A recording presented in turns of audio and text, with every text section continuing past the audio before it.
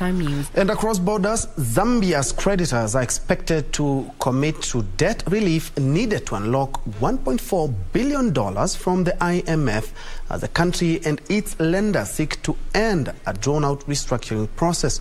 Zambia's bilateral creditors agreed to release a statement on their position sufficient for the International Monetary Fund's IMF board to sign off a $1.4 billion,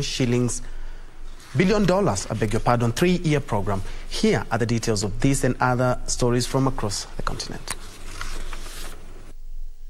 In 2020, Zambia became the first African country to default on its debt in the pandemic era, struggling with external debts that reached $17.27 billion at the end of last year. Zambia reached a staff-level agreement with the IMF on the $1.4 billion extended credit facility in December, but will not get the money until it agrees with its creditors to reduce the debt to sustainable levels. The first creditor meeting was held in June after Zambia's government complained of delays to the restructuring, which is taking place under the Common Framework, a debt relief process launched in 2020 by the group of 20 major economies that is yet to show results.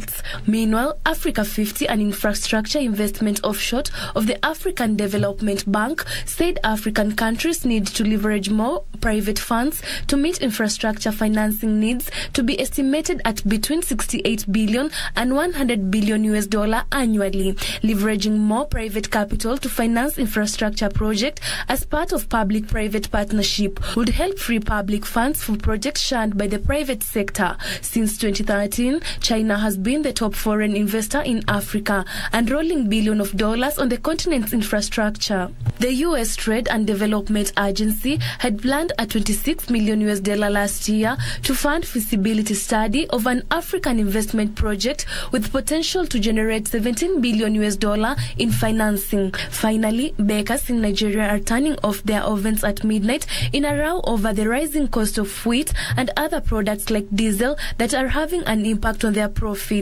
Members of the Bakers Union are now demanding government subsidies, suggesting that the government should stop charging a 15% tax on imported wheat, the price which has already shot up this year because of the war in Ukraine. The price of diesel used for generators to power ovens in bakeries because of the country's poor electricity supply has also gone up. The striking union also wants the government to set up a reasonable fee for renewing operating license. Terry Njenga, Lunchtime News.